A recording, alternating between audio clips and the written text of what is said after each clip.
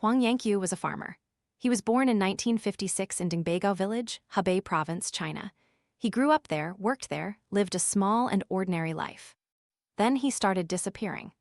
The first time it happened, Huang went to bed in his village and woke up in a city hundreds of miles away.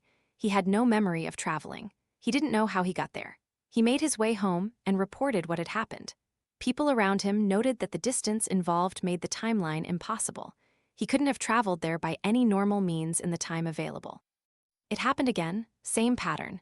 He went to sleep. He woke up somewhere else, far away, with no memory of the journey, and the timing didn't work. It happened a third time. 3 separate occasions, documented by the people around him and eventually by researchers interested in the case. Each time, Huang went to bed in Hebei and turned up somewhere distant. Each time, he had no explanation. The most straightforward explanation is that Huang was lying, or confused, or that the people documenting the case were credulous. That is probably the explanation most people would reach.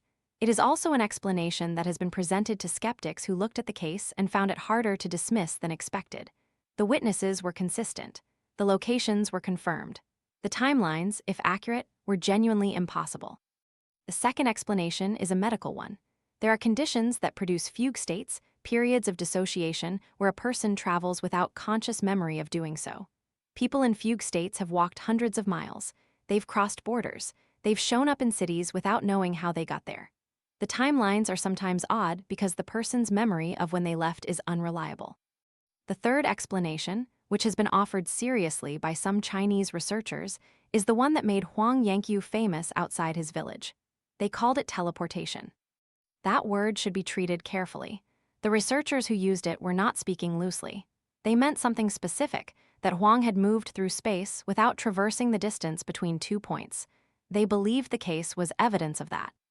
No mechanism was ever proposed that satisfied anyone. Huang Yanqiu is not a household name. The case is not widely covered in English. It surfaces in discussions of unexplained phenomena and then disappears again.